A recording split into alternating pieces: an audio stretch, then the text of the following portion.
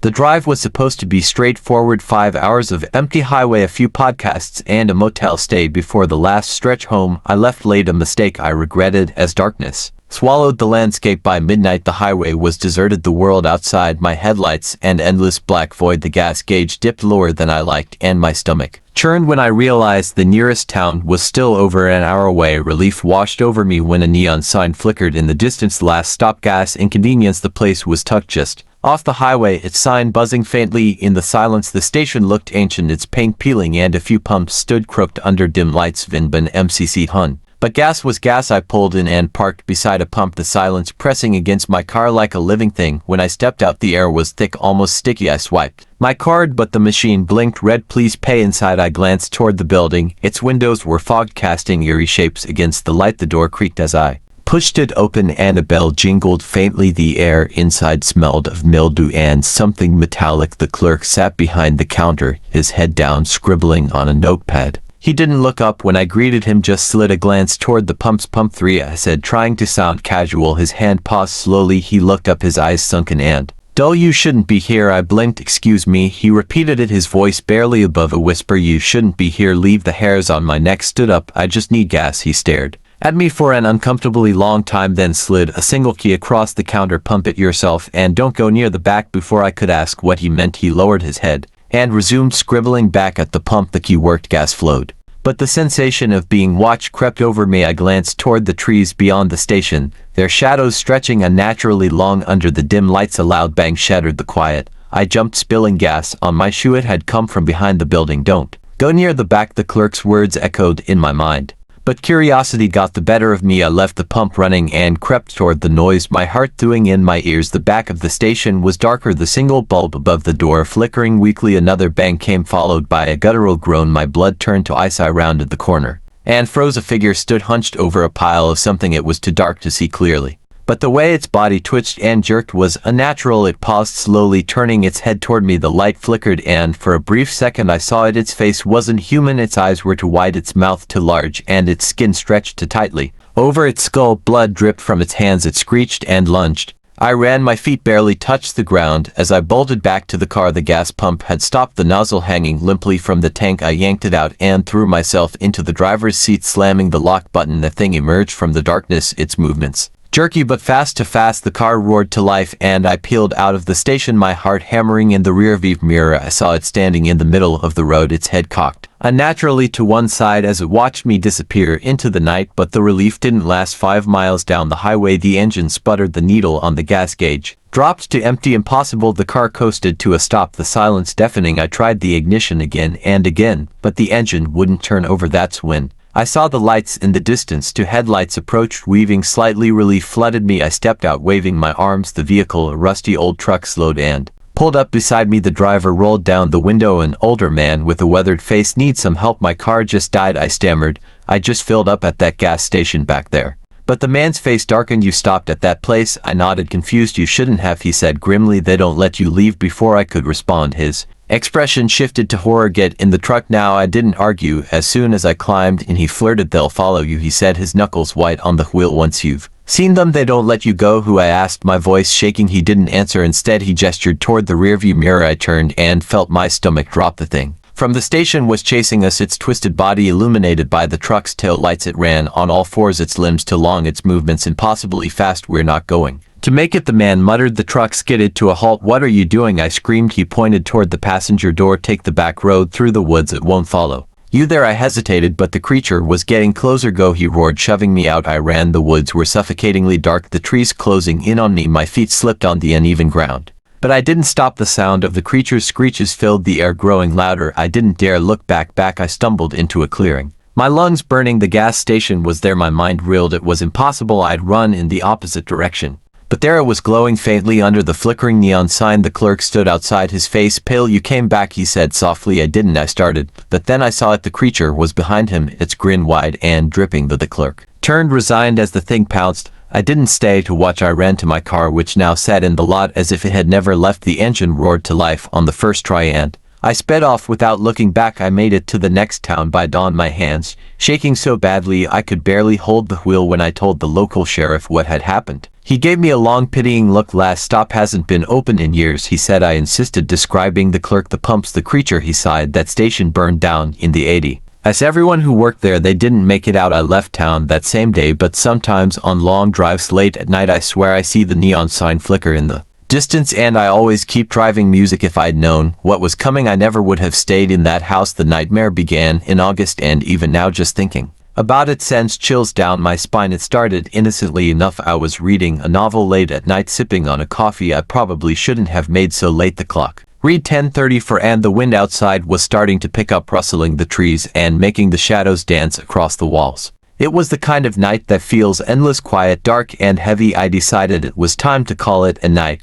As I stood to put my mug away, something outside caught my eye. At first I thought it was an animal, but as I moved closer to the window, my heart sank. It was a person standing under the tree in my front yard, just far enough away that I couldn't make out their features. They weren't moving, just standing there, staring. I froze. Who stands outside someone's house at night? My mind raced through possibilities. A prank, a lost traveler, or something worse. I pulled the curtain shut and told myself it was nothing. Maybe they'd leave, but I couldn't shake the image of that shadowy figure from my mind. As I lay in bed the next day, I tried to convince myself it was a one-time thing. Maybe I'd imagined it, or maybe they were just passing through. That night I was on the phone with an old college friend, catching up after years of silence. By the time the call ended, it was nearly midnight.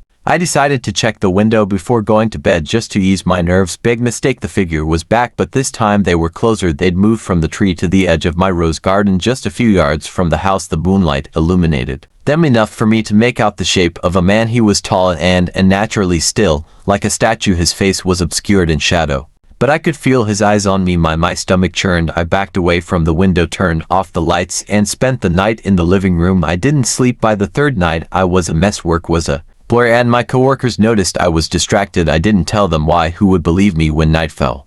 I forced myself to face my fear. I needed to know if he was out there. My heart raced as I peeked through the curtain. He was right outside the window, just 10 steps from the rose garden. He was staring directly at me. His face was pale, his eyes sunken and hollow, but somehow they burned with an intensity that made my skin crawl. He didn't move, didn't blink. I couldn't breathe. My fingers trembled as I dialed 911. The operator tried to calm me down as I explained the situation. The police arrived quickly, their flashing lights cutting through the darkness, but when they searched the yard, the man was gone. They found something though, a single pair of footprints where he'd stood. No trail leading to them, no trail leading away, just one set of prints like he'd materialized out of thin air. I couldn't stop shaking. The next morning I checked into a hotel. I couldn't stay in that house, but I had to return to grab clothes and essentials. When I got home, the yard was empty, but the footprints were still there. I tried to convince myself to stay at the hotel again that night, but a part of me needed closure. I needed to see him to confirm I wasn't losing my mind. The house was eerily quiet. As I made my way to my room, every step felt heavier, my heart pounding like a drum. I avoided looking at the window as I entered, focusing on my bed instead, but something pulled my gaze. I didn't want to look, but I couldn't help it. He was there, standing right outside the window. But this time something was different. There was no ledge, no platform, nothing for him to stand on. He was floating, his hollow eyes locked onto mine as his pale lips curled into a faint, unnatural smile. I couldn't move. My body was paralyzed with fear, my mind racing with the impossibility of what I was seeing. Then he leaned forward, his face almost touching the glass. His breath fogged the window. I screamed, breaking free from my paralysis, and bolted out of the room. My legs felt like lead, but adrenaline pushed me forward. I didn't stop until I reached the back door. I ran. I didn't look back. I never went back to that house. I sold it without stepping foot inside again, but even now I can't escape him. Sometimes late at night I feel like I'm being watched, and every so often when I glance out my hotel window I see him standing there waiting. If I just stayed in my car that night, I wouldn't have seen the house, I wouldn't have stepped inside, and I wouldn't have to live with the nightmares that haunt me now. It began with my car breaking down on a deserted stretch of highway. The engine sputtered once, twice, and then completely died. No phone signal, no passing cars, nothing but darkness and silence. I grabbed my flashlight, stepped out of the car, and started walking. That's when I saw it, a faint light flickering through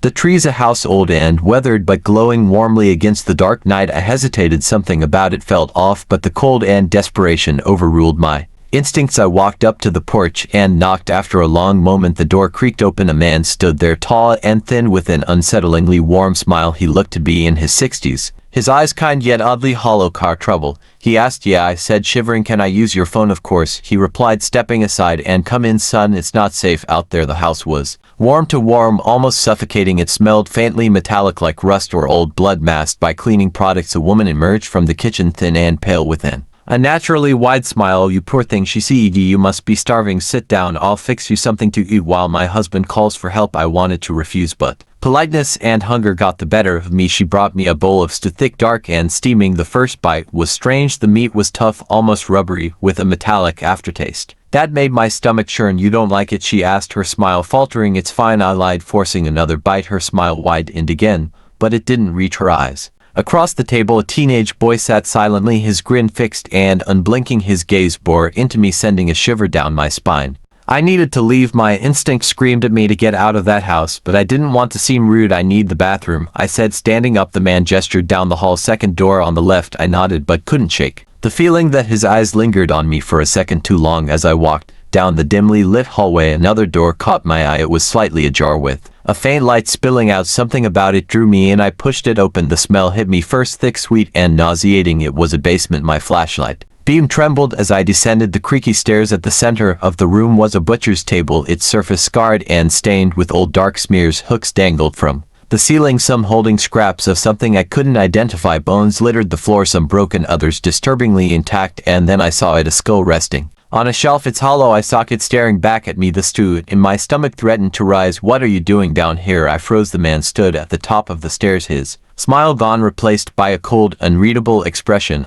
I thought this was the bathroom, I stammered. You shouldn't be down here, he said softly, stepping closer behind him. The woman appeared, her wide smile now twisted into something sinister. The boy was with her, holding a long, rusted knife. You've seen too much, the man said. Panic overtook me. I shoved past them, bolting up the stairs and into the hallway. The walls seemed to close in around me as I raced for the front door. It wouldn't budge. The laughter started behind me, low and guttural, growing louder. I turned to see the woman advancing, her eyes gleaming with malice. Desperation gave me strength. I slammed my shoulder into the door and it flew open. I stumbled out into the cold night, the sound of her laughter echoing behind me. I ran blindly through the woods, branches clawing at my skin. The house's warm glow faded, replaced by the distant headlights of an approaching car. A man leaned out of the window. What the hell are you doing out here? Help me, I gasped, climbing into the passenger seat. Please just drive. The police didn't believe me at first. A house, one of them said, exchanging a skeptical glance with his partner. There's no house out here. There is, I insisted. It's just a few miles back. The porch light was on. They humored me, driving to the spot.